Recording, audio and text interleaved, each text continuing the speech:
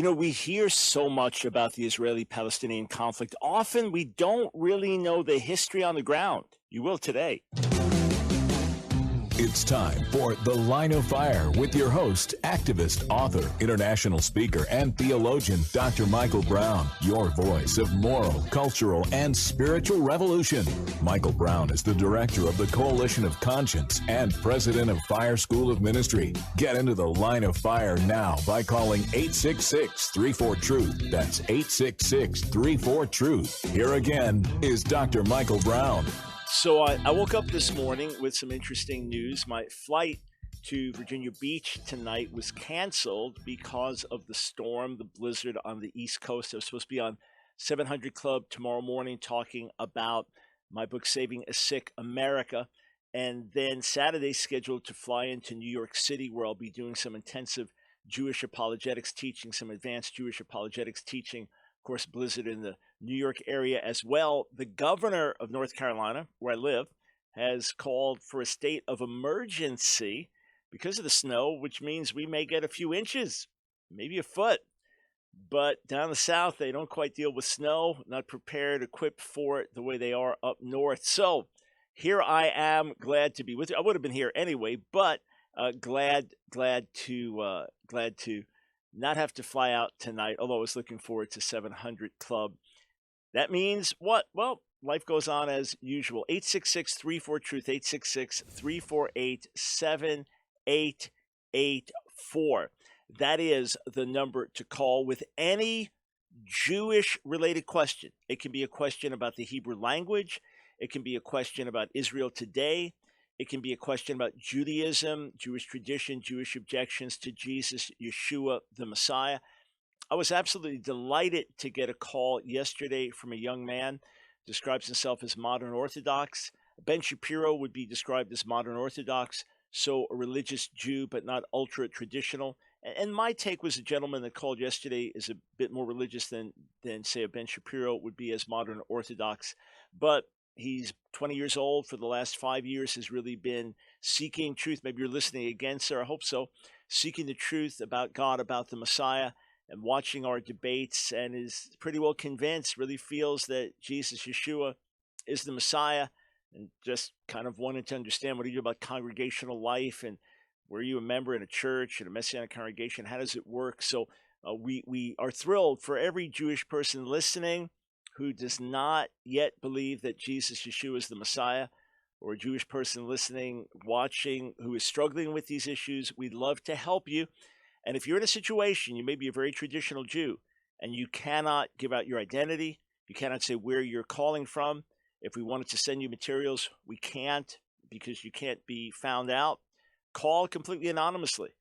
Just say you're an anonymous caller from nowhere, and we'll gladly take your call. 866-348-7884. All right. So there is a lot of fresh talk now about the Israeli-Palestinian conflict. And President Trump, not only officially recognized in Jerusalem, gets the expected pushback from Palestinian leadership, although there's been a lot less in terms of protest and violence than I would have expected could have come. But now President Trump has told Mahmoud Abbas, Palestinian Authority, if you don't get serious about peace talks with Israel, we're going to cut off our aid. Why are we giving you hundreds and hundreds and hundreds of millions of dollars every year? You're not serious about peace talks.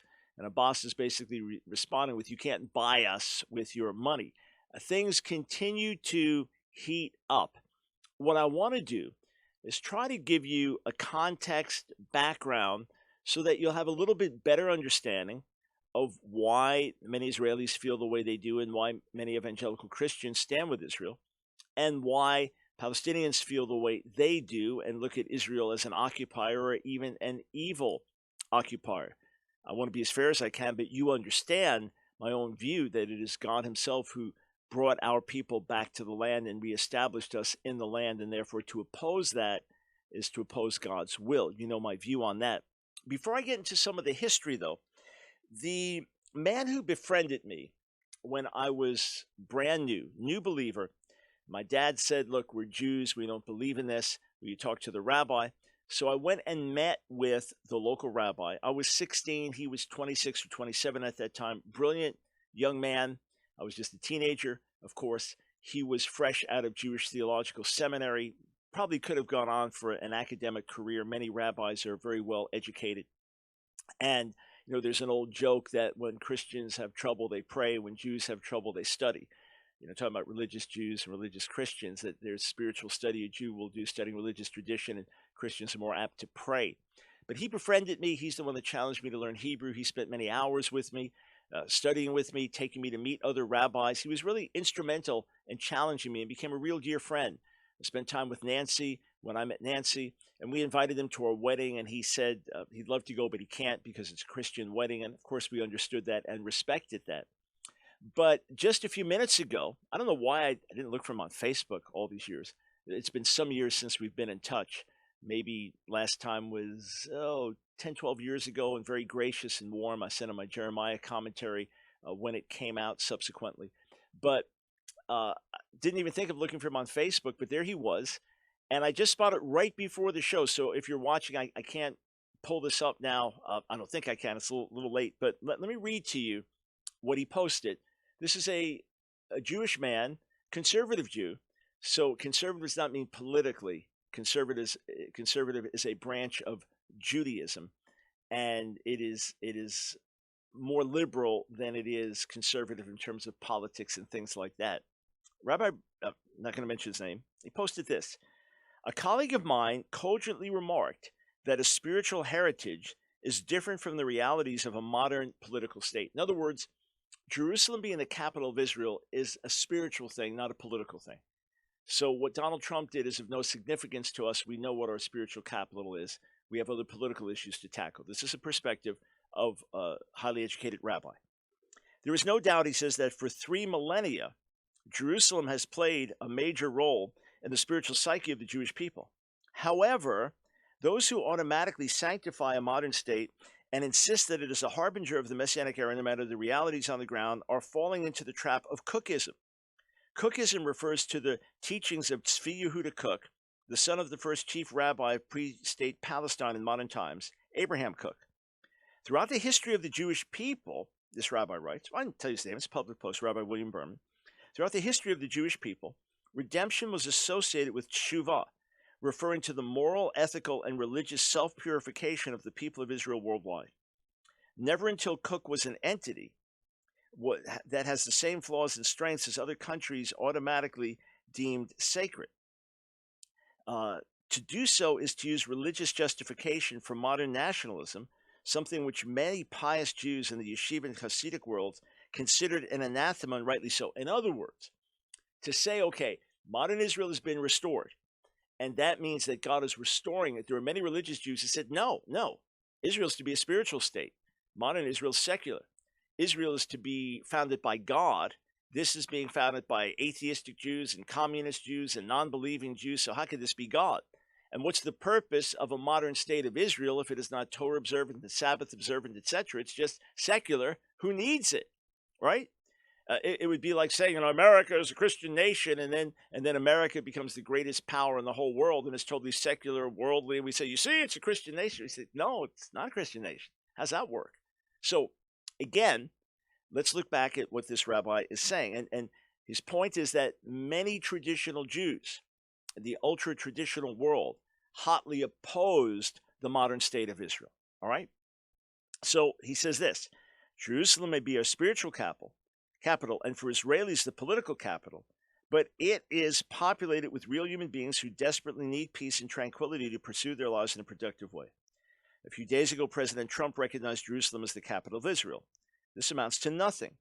Its only result has been and will be to retard any peace process and cause bloodshed. Israel does not need anyone to tell her which city is her capital. Moreover, whether people like it or not, 1/3 of the population of Jerusalem is Arab. Jerusalem Arabs live in a limbo state, neither citizens nor non-citizens of Israel. Periodically, there is violence, especially on the Temple Mount, on top of which lies the Al-Aqsa Mosque. One may continue to repeat the refrain of Jerusalem, the eternal capital of the Jewish people. But I find this declaration vapid. Again, this is a rabbi writing. First of all, what is meant by Jerusalem? After the Six-Day War, Israel quadrupled the municipal boundaries of the city, incorporating Arab villages whose populations have since mushroomed. The parts of Jerusalem in which Jews live now, including vast areas over the Green Line that will surely remain part of Israel in any settlement, is far larger than biblical or post-biblical Jerusalem. But it is not only vapid, but also ironic and amusing how many American Jews vociferously repeat the above refrain while they choose to live here in the comfort of America, while Israelis pay the price in blood for keeping Jerusalem united. Moreover, in case you haven't noticed, it is not united. That is a fantasy. How many would like to take a leisurely stroll through the vast neighborhoods of Arab Jerusalem? It is one of the least united cities in the world. Only a sober approach can lead to peaceful resolution so that Jerusalem can be a city of the spirit and peace in reality and not just in people's imagination. Well, of course, as I would expect from my old rabbi friend, he has some important insights and raises important questions. And although he doesn't mention evangelical Christians, and I'm sure he appreciates the friendship of evangelical Christians, he could easily say, look, you're just naive and you're making this into a prophetic event and so on and so forth. Why then do we feel this is important? He raises valid questions. I believe it is important, number one, because it is recognizing reality. This is the reality on the ground. Jerusalem is the functioning capital of Israel. And therefore, to recognize it is like to recognize I have a mustache or a nose on my face. It is simply fact. Might as well deal with the facts before we try to work out some type of peace deal based on fantasy. That's one thing. Another thing is this. I do believe scripturally that Jesus will return to a Jewish Jerusalem. Therefore, I see this as important as well. And by President Trump doing it, I believe he is standing for righteousness and doing what is honorable in the eyes of the Lord and standing with Israel and basically telling the Palestinians, look, if you want peace, you're just going to have to accept this, and we'll work with you in your best interests, but you're just going to have to let this go, at least let it go the way you want to hold on to it. So yes, there are many issues to raise.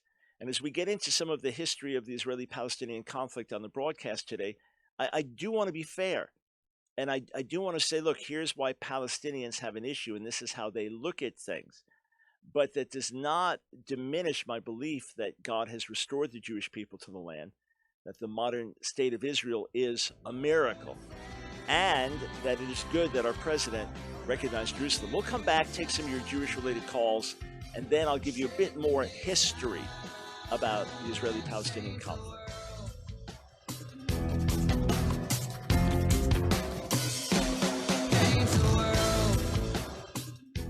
It's been a beautiful spring day in the suburbs of Pennsylvania on this Thursday, June 7th, 1961.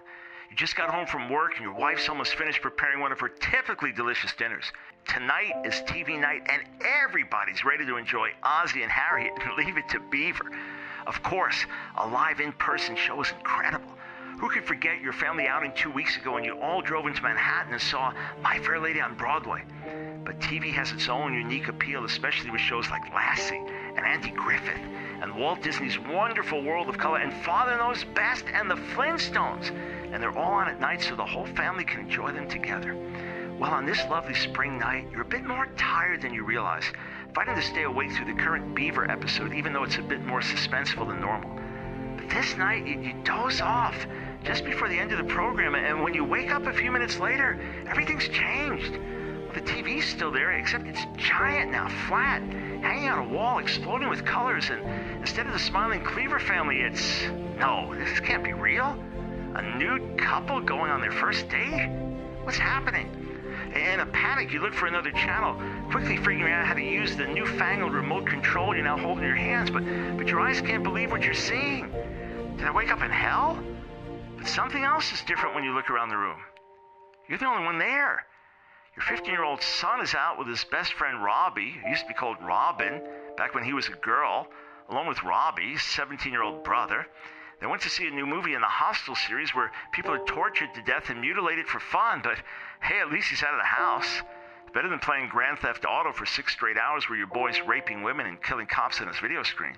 Suddenly you wake up with a start. This was all a dream. With relief, you look around at your wonderful family smiling at their dad who fell asleep in the middle of TV night, and you think to yourself, thank God, this was only a bad dream. There's no way America or my family could ever look like that.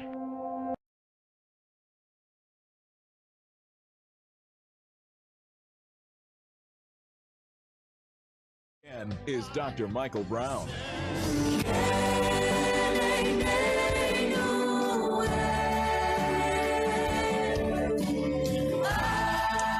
Thanks, friends, for joining us on Thoroughly Jewish Thursday. Michael Brown, delighted to be here with you.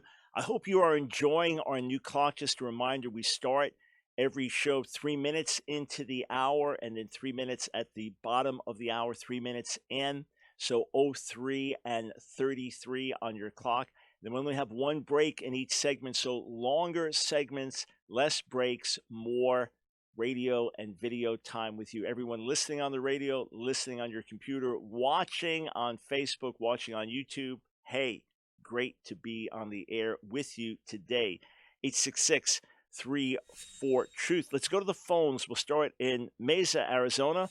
James, I guess in Mesa it's not exactly snowing, huh?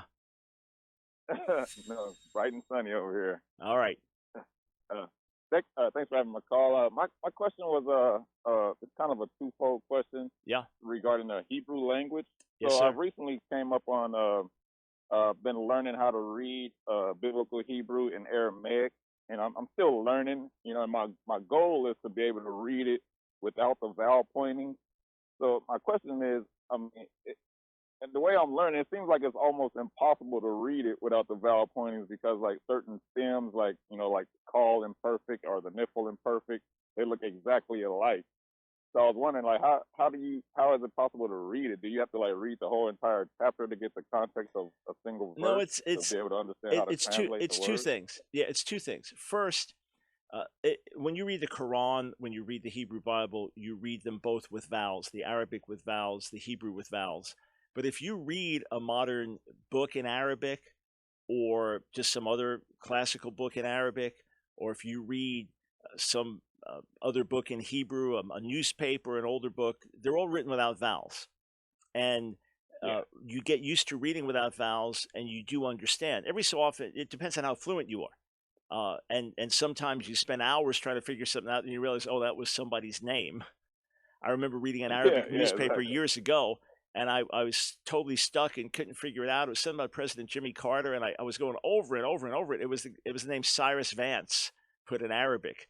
And my Arabic teacher in college said that they were at some summer camp studying Arabic, and they were not allowed to ask their teachers questions at night, but they were working on something all night, and they couldn't figure it out. They finally got to the teacher and said, what does this mean? We can't figure out the Arabic. And it was Mao Zedong in Arabic. So, you know, sometimes you just miss things. But basically, with biblical Hebrew, it's simple. First, you get used to reading it with vowels because the vowels are there. But if you were reading from a Torah scroll, and you're reading, say, scrolls from Dead Sea Scrolls and things like that, they don't have vowels. So it's just a matter of getting more and more familiar with the text. Initially, you'll never be able to do it. It takes years and years and years of really learning Hebrew well, and then still there'd be some ambiguity here and there without the vowels, and you realize it could go one way or the other. But I would make that a secondary goal. I would work on fluency, reading it, learning it, and then after a time, you look at a manuscript without vowels, and you'll be surprised how much you do get and how much you're still missing. Okay, and then just real quick on this, my second question was on, so with that learning, you know, the Aramaic and biblical Hebrew, so I came across, you know, Psalms 2:12, Yep. and how it always translates as "kiss the son." And when I look at the Nashkuvar, you know, I understand that, you know, the bar is supposed to be the Aramaic word for son, but it's missing a definite article to translate it as the son. So I was wondering how can that translation be possible to say "kiss the son"? All right, now here, James, I'm sitting here with a big smile because it's a great question, and I'm trying to figure out how to condense about 12 hours of explanation into a couple of minutes. So let me start here. In most English translations, Christian translations, you'll see this translated as "kiss the son." That's number one. Number two, in most Jewish translations, you'll see it translated otherwise, maybe as "worship in purity." And then you'll see some other translations, liberal Christian translations, that may say something like kiss his feet, pay homage and kiss his feet. You think, where did his feet come from? So let me try to break down the problems, all right, in a way that everybody can understand.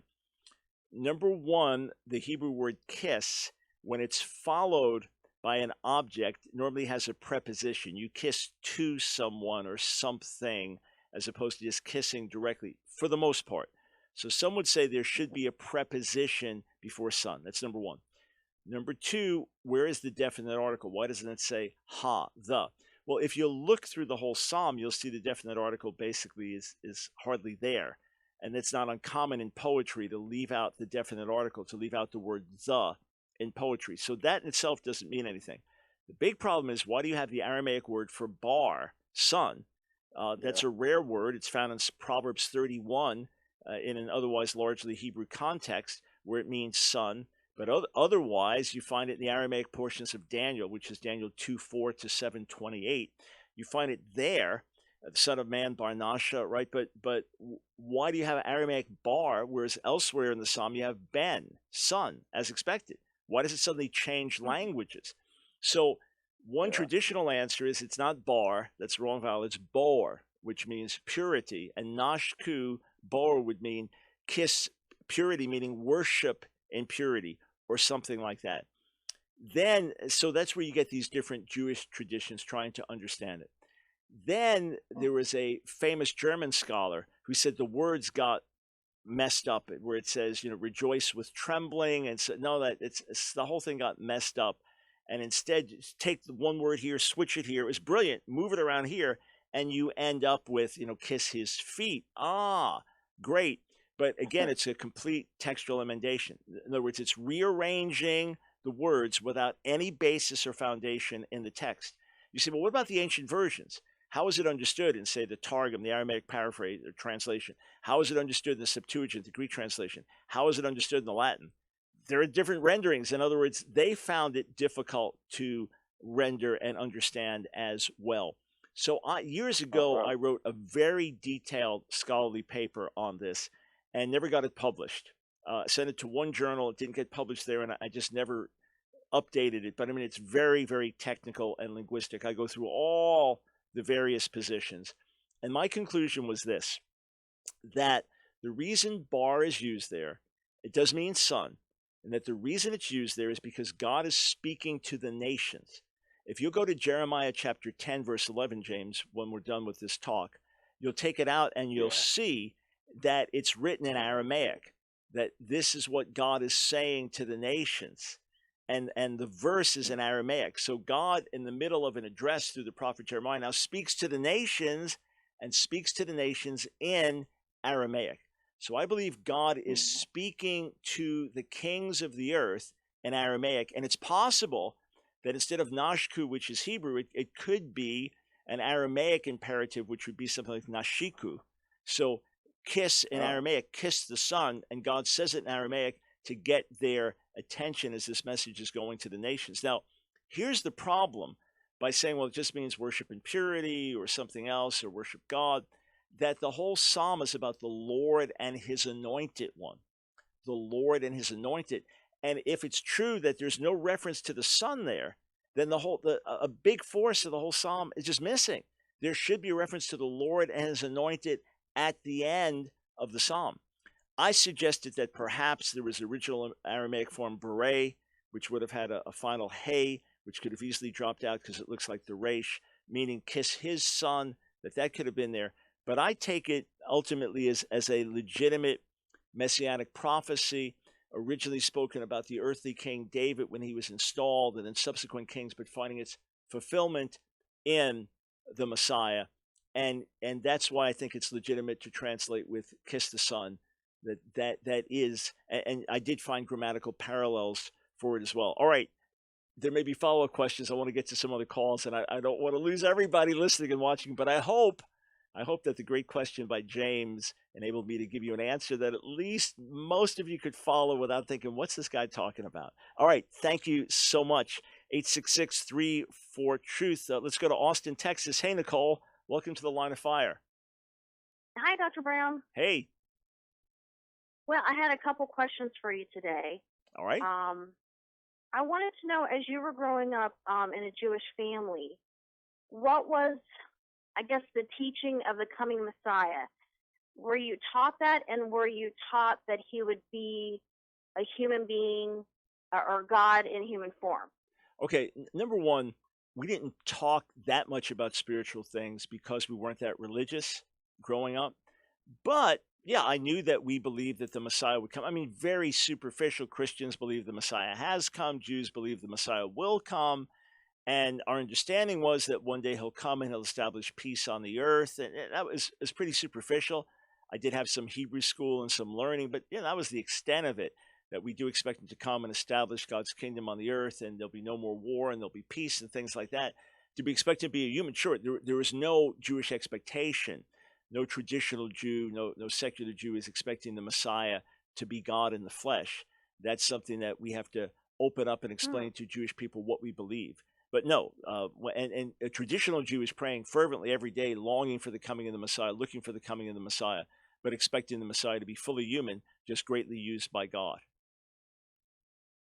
Okay, now then that will help me ask this question. So when the apostles, Peter, John, were around Jesus, I know it says in the Bible that they said he was the Messiah, but did they know at that time, like when they're looking in his eyes, wow, this is God manifested in the flesh, or was that later on? Yeah, there's certainly a growing understanding. For example, Peter says in Matthew 16, "You're the Messiah, the Son of the living God." They knew that he was the Son of God. They knew that in a unique way God was visiting them. But did they fully understand what that meant?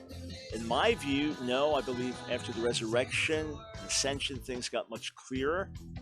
But even then, this is something that God had to unfold. I'll explain more in a moment.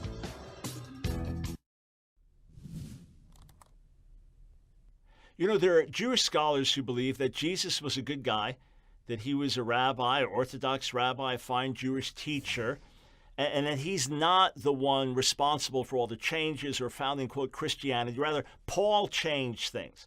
You'll often hear that. There are liberal Christian scholars who believe the same thing, that Paul changed things, that he changed the gospel. Rabbi Shmuley, in his book, Kosher Jesus, that I answered and rebutted in my book, The Real Kosher Jesus, he holds to this view as well, that Paul started this whole thing, that Paul's the one who taught about vicarious suffering and Jesus dying as a substitute for our sins, and that Paul taught the deity of Jesus and introduced these new concepts. And some even look at verses, say like Romans chapter 2, verse 16, Romans 2:16, where Paul speaks of that day, on that day when, speaking of a final day of judgment, according to my gospel, God judges the secrets of man by Messiah Jesus.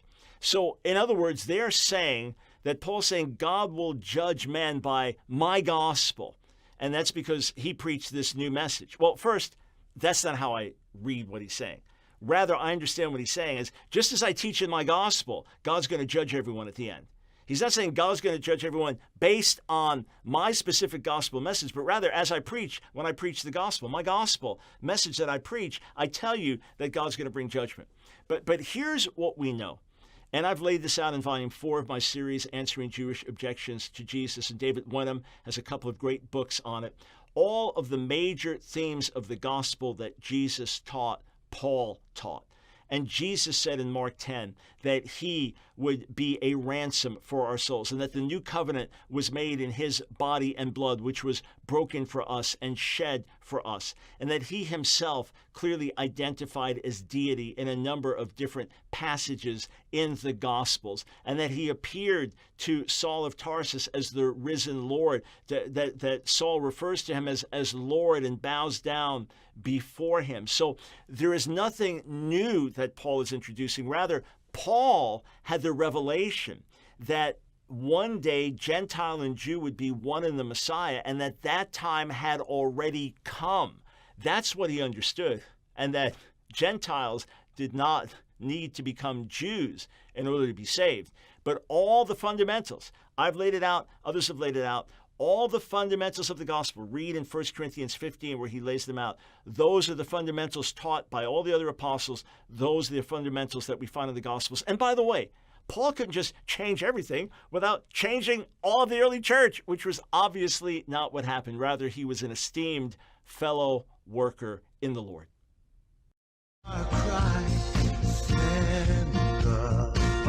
It's The Line of Fire with your host, Dr. Michael Brown, your voice of moral, cultural, and spiritual revolution. Here again is Dr. Michael Brown.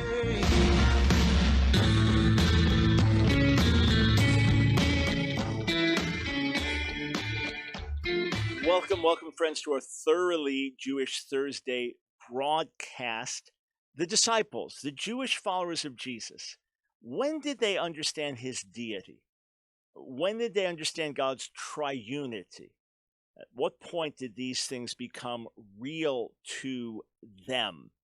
These are great questions and questions thoroughly appropriate for our Thoroughly Jewish Thursday broadcast. I want to address these questions in a moment. I want to take any Jewish-related calls you have, 866-34-TRUTH, and I want to give you a little backdrop on the Israeli-Palestinian conflict to try to help you see how each side could see things very, very differently. Again, all Jewish-related, Hebrew-related, Israel-related calls, 866-34-TRUTH.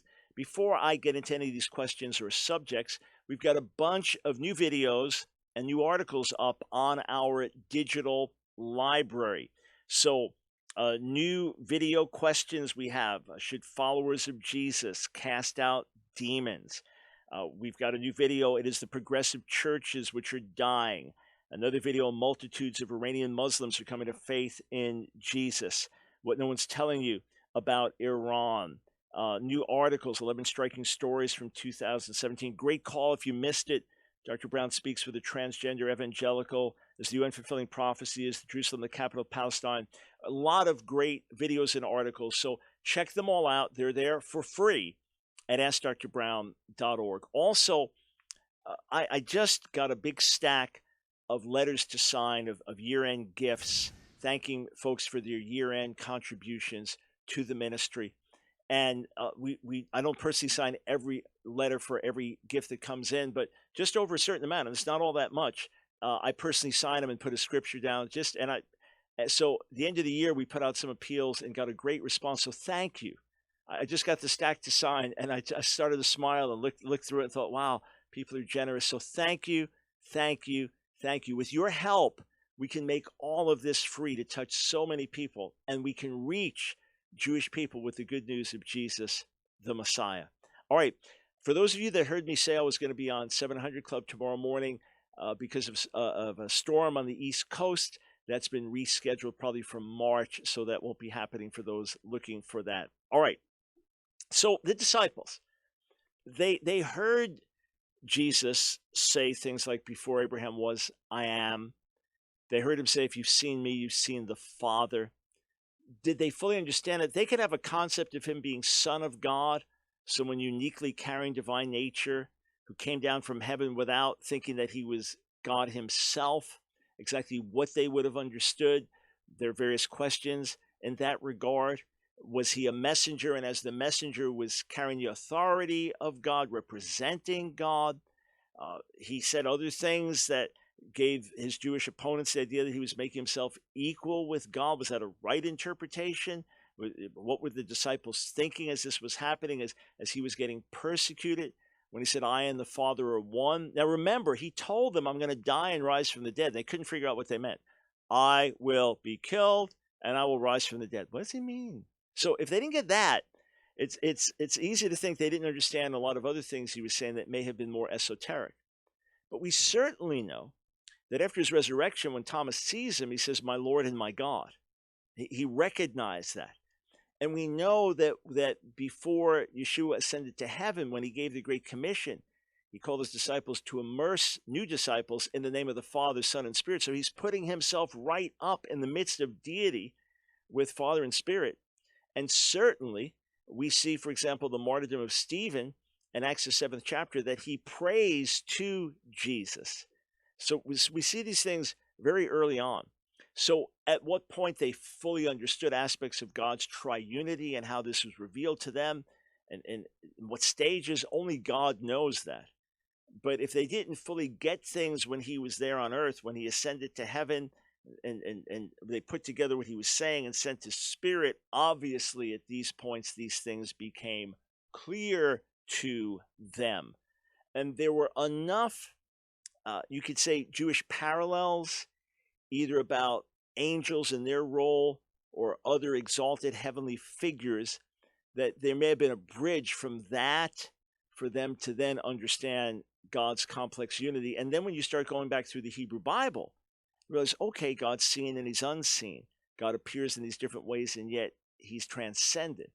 So in those ways, God prepared the way for them to see or understand. But a traditional Jew would insist with all their being, no, the Messiah will be fully human. The Messiah will not be God. The Messiah will be fully human. That would be a very strong argument. If you want more details on this, go to Volume 2 of my series, Answering Jewish Objections to Jesus. Answering Jewish Objections to Jesus, Volume 2. Or in shorter form, get the book, The Real Kosher Jesus. 866-34-TRUTH. Okay. The Israeli-Palestinian conflict. Let's just review a few things, as once again these issues are freshly in the news before us, with the UN voting against America's recognition of Jerusalem as the capital of Israel, with President Trump threatening to withdraw funding from the Palestinian Authority if they don't engage in serious peace talks, for the Palestinian Authority saying, you're not going to buy us. This is, bribe and ransoming, and what are you doing? And then for a unity government between the Palestinians and Palestinian Authority and Hamas, and Hamas is considered a terrorist group by America and by some other nations. So how are you going to have a unity government with a recognized terrorist entity? How is America going to deal with that? So Palestinians say you're trying to blackmail us with money, and America said, well, what are we giving you money for if you're bankrolling terrorists with it? You're bankrolling families of terrorists, and you're indoctrinating people against Israel. What are we giving you money for? So anyway, like everything, there are two sides to every story.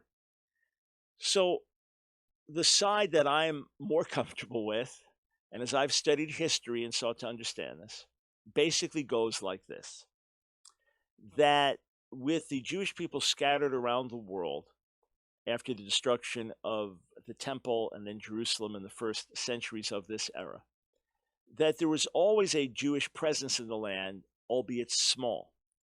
And this was considered the homeland. Israel was the homeland. Being in exile was divine judgment because of sin. This was universally understood in the Jewish world, that we're in exile because of our sin. If you believed in God, believed the Bible, that's what you believe. We're in exile because of our sin, and we're praying to be restored back to the land. And being restored back to the land will be part of the favor of God and will be part of his blessing and love for his people. And Jerusalem is our eternal capital and the city towards which we pray. So that would be the Jewish hope. Now, there were various other peoples that continued to live in the land of Israel. But after the destruction of the temple in 135 of this era, the Roman Emperor Hadrian renamed the country, renamed the territories there. It was no longer Judea or Samaria. No, it was now Palestine.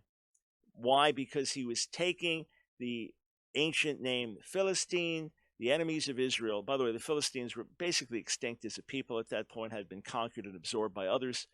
And he then changed the name of the territories there to Palestine.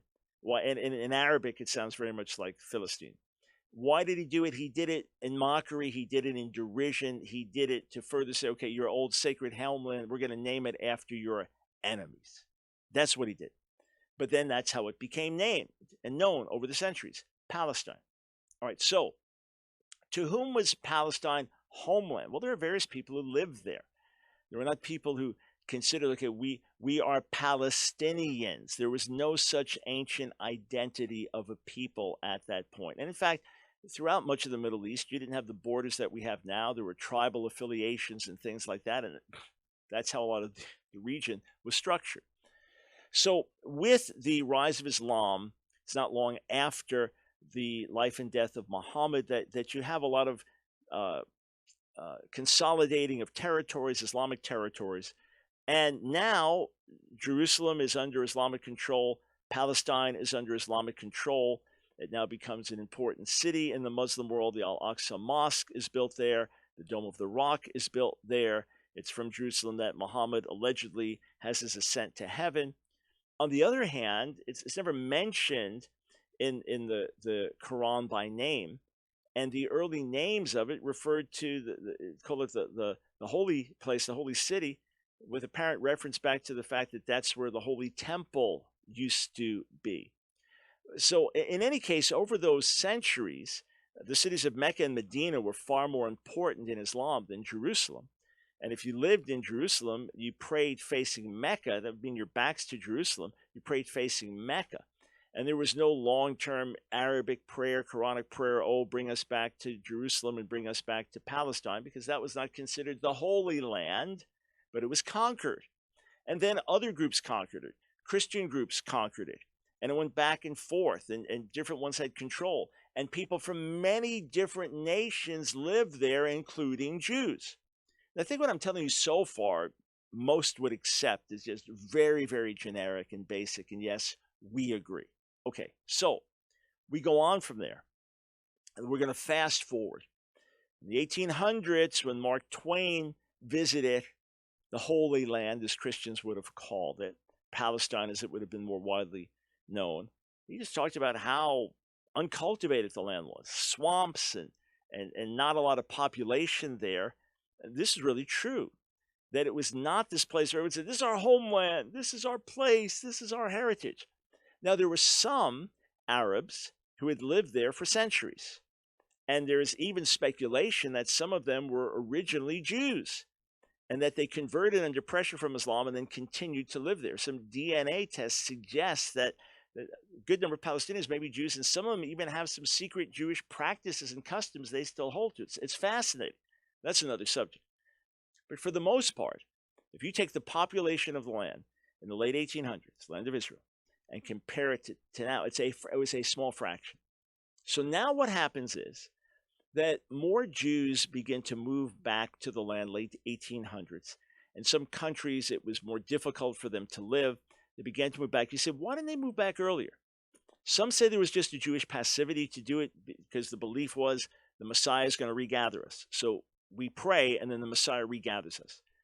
And then others said it was simply economic difficulties, or just to resettle, to get large numbers of Jews to do it wasn't going to happen. But towards the end of the 1800s, more Jews begin to come cultivate the land. That brings in more Arab population now to work the land. And then from there, we'll continue. Stay with us.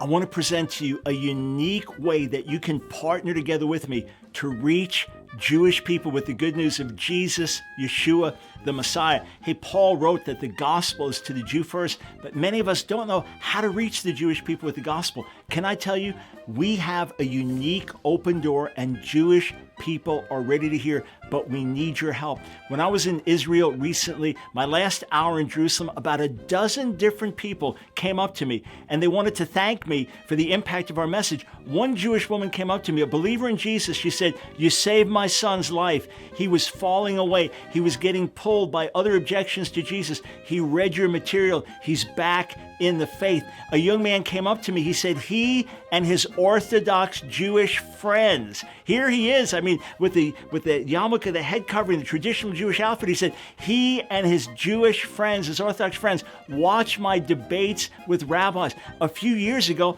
I was able to lead a Holocaust survivor to faith in Jesus. He was a brilliant man, an atheist who had fled the Holocaust. He read my books on answering Jewish objections to Jesus, came to faith, led his wife to the Lord before they left this world. Friends, we have the resources. We have books ready to be translated in Hebrew to be distributed in Israel. We have our Real Messiah website, unique for reaching Jewish people, Orthodox Jews with the gospel, ready to be translated in Hebrew, ready to do internet campaigns to get into every home in Israel. Every cell phone in Israel can have this message, but we need your help. Every gift to our ministry will literally help us reach another Jewish person with the good news of Jesus the Messiah. Go to askdrbrown.org.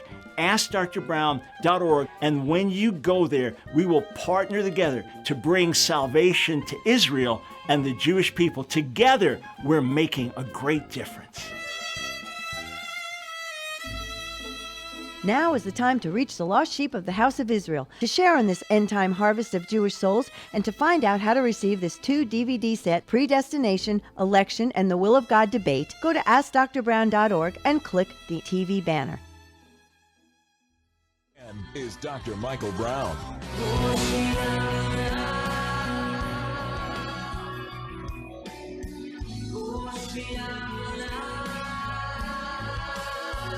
Thanks for joining us, friends, on Thoroughly Jewish Thursday. So let me continue with my very brief overview of the modern Israeli-Palestinian conflict. So late 1800s, early 1900s, have the rise of the Zionist movement, which was largely secular. For example, Theodor Herzl was a secular Jew, one of the men behind the modern Zionist movement. And he considered other places other than Israel, Palestine, for the return of the Jews. Perhaps Uganda could be a place where all Jews would go. But there was a recognition with the rising tide of anti-Semitism worldwide that the Jews really needed their own homeland. And I see the hand of God in all of this. So Jewish people began to come back to the land, began to buy land from landowners there, began to settle it, develop it. More and more Arabs began to move in from neighboring areas, countries, because of the economic growth and prosperity. And you pretty much have peaceful coexistence, a majority Arab population, but growing, and a growing minority Jewish population. In the 1920s, conflicts began, and from what I can tell, as honestly as I can read it and understand it, there was some hostility stirred up towards the Jewish people by some radical Muslims. These were the earliest intifadas in the 1920s and 1930s, where suddenly there were attacks on Jewish people and mass murder of some Jewish populations, dozens of people killed in certain areas and things like that, an attack in Hebron, for example. And a key man involved in all this was the Grand Mufti of Jerusalem, his ultimate position, Hajj Amin al-Husseini, who drew on ancient Islamic anti-Semitism to stir up hostility towards the Jewish people. And he ended up being a confidant of Adolf Hitler. And some believe that he's the one who gave the gas chamber suggestion to Adolf Hitler for exterminating Jews. Some believe that. I'm talking about historians. Some historians believe that. In any case, what happens is this, that you now have a growing tension between these peoples living side by side, but still the potential for peaceful coexistence. A proposal is then made, because the Balfour Declaration 1917 and Palestine under British control after World War II, and now kind of restructuring of some boundaries and nation making in this tribal world of the Muslim Arab Middle East, that there's a desire now to say, okay, let's have a state for the Jewish people and let's have a state for the Arab people side by side. And that was offered to the Jewish people. We're talking 1930s now. And even though it was hardly favorable and it was not something that was ideal, it was accepted by the Jewish leadership, but the Arab leadership rejected it. And as I've talked to Palestinians today, their position is, well, why would we have accepted it? That we lived there for generations. Why accept this division and give some of our land away to others? But really, it was fair and it was equitable. And since Palestinians are saying we'd like our own state, if they'd done it back then, they would have been in better shape than today. So now you have growing hostility as the population numbers are growing, and then there's more animus against the Jewish people. Now you get into the period of World War II, and Jews are trying to flee from Nazi Europe to save their lives, to save their families, to save their children, trying to flee to Palestine. And by the way, the ones who called themselves Palestinians and took on a Palestinian identity were the Jews. So what we call today the Jerusalem Post was the Palestine Post. And if you went to hear the Palestinian orchestra play, it was a Jewish orchestra. The people there were not called Palestinians. They did not identify as Palestinians. That would imply some type of national heritage or background. They did not identify as such. Even those who had lived there for generations, it was not part of the consciousness. There was never a Palestinian state, so to say. Now, with Jews being threatened with extermination around the world, now with the British not allowing Jews to flee Nazi Europe and to make their way into Israel, there were Jewish resistance movements that grew up and that fought violently against the British. There were assassinations of British leaders. There was the famous bombing of the King David Hotel, which resulted in casualties, and the Jews involved said, we sent out pamphlets. We said there's a bomb going, it's going to get out of the building. We don't want to kill anybody. People didn't take it seriously. The bomb went off, some were killed. These things happen, but they'd be very much parallel to our American war against Britain, that there were casualties of war. Menachem Begin was considered a terrorist by the Arab world. We looked at him as a freedom fighter. In any case, what ultimately happens is the UN in 1947 says, okay, 2 states, the Jews accept, the Arab world does not, the Arab leadership. I fault the Arab leadership. And what ends up happening, that's why Ephraim Karsh wrote a book called Palestine Betrayed. What ends up happening now is that the Arab nations, surrounding Arab nations, declare war on Israel. Israel fights for its life and survives, I believe, with God's help. And then after there's this massive armament buildup, and there's going to be a massive attack on Israel in 1967. Israel preemptively takes out the Egyptian Air Force, and in the Six-Day War in 1967 now extends its territory, reunites Jerusalem, which had been lost in the 1948 war, reunites Jerusalem, and takes what we call Judea and Samaria, but which others call the West Bank, and now called the occupied territories. And Israel said, look, this is what we got in war. This is our ancient homeland, and this is reality on the ground. Accept it. Ultimately, Israel pulls out of Gaza, what was it, 2005. It has gone downhill. It has been bad for the people of Gaza and been bad for Israel, but Israel did that under American pressure. And right now, there's ongoing conflict between Israel and the Palestinians. And they're saying, look, this is our old homeland. We're back here. We want to live side by side with you. Don't fight us. Don't try to kill us. Palestinian perspective is that we were here before you were here. You're occupiers. You're living in our territory, and you're mistreating us. And we don't. Why do we have to make a peace deal with you? You're the occupiers. You're breaking UN resolutions, and just give us our land back. And okay, you can have this slice here, but we want the rest of it back, and then we'll have peace. You're the occupiers. Now I know I made short shrift of the latter argument, but looking at the clock and time is short. But here's the point: Palestinians would say, "Look, we're mistreated every single day." Palestinians would say we're not getting a fair deal every single day. And Israel would say, if you don't want to kill us and you work against terrorism and we can really work side by side, you'll prosper. You won't need the checkpoints. You won't need the security barriers and the walls or any of this. We can live side by side. And the arguments go back and forth and on and on. And Israel says, look, we fought a war for liberation. We fought a war for freedom. You tried to wipe us out. We fought back. Palestinians said, look, you engaged in a campaign to annihilate our villages and our heritage and destroy us. And you're evil people, and you're brutal, and it's a disaster. Al-Nakba in Arabic, the disaster. So that's how it's viewed from that perspective. But here's an important point I want to make. One leader once said this: up until the Six-Day War, I was a Jordanian.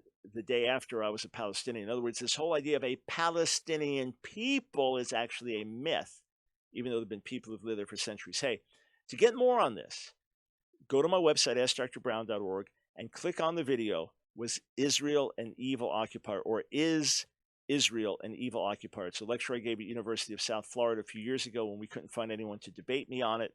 But check out the video, Is Israel an Evil Occupier? It's on the website. You can also order it. It's a great resource, DVD with Q&A as well. 866-34-TRUTH. With that, let me try to grab one call in Dallas, Texas. George, welcome to the Line of Fire. real quickly. Genesis. I'm talking about different translations. Some say heaven, some say heaven. Also, the name of God. Some translations say Adonai, others say Yahweh. Which is correct? Okay, so first thing, the word for sky, heaven, heavens in Hebrew is shamayim, which is a dual form. Now, dual doesn't always mean two distinct things, like the word mayim in Hebrew. That's water, right? Is a dual form. But my knees, that's birkayim, knees, and ears, oznayim, ears, and eyes, enayim, eyes, and then hands, yadayim, hands, right? Feet, raglayim. So shamayim, dual form. It could be translated heavens or heaven. It doesn't mean heaven in the sense of the place, the celestial city where God dwells. It means heaven in terms of sky. So either the heavens meaning all, the sky, the universe, right? And in Shemayim Va'aretz, heavens and earth, that means the whole universe. You can translate it heaven and earth or heavens and earth. To translate it sky, there it means more than that. Okay, sometimes it can just mean sky, but normally it means either heavens or heaven, but not specifically the celestial dwelling place heaven in a creation context like that. As for Lord, when you see the Hebrew Yud-He Vav-He, Y-H-W-H, when you see those consonants, as a traditional Jew, you don't pronounce them. Instead, you say Adonai, which means Lord, or you say Hashem, which means the name, literally, but just another way of saying the name. Christians, in some translations, read it as Jehovah, which was a misnomer. The more likely pronunciation is Yahweh. To find out more on those details, sir, go to my website, askdrbrown.org, and just search for the word Jehovah. Askdrbrown.org, search for the word Jehovah, and you'll get more on that. But Tree of Life Bible, for example, which is a Messianic Jewish translation, it says Adonai when that occurs, and that's a perfectly good way to render it. Hey, friends, check out the resources on our website. Stand with us as we reach out to the lost sheep of the house of Israel. Back with you and your questions tomorrow.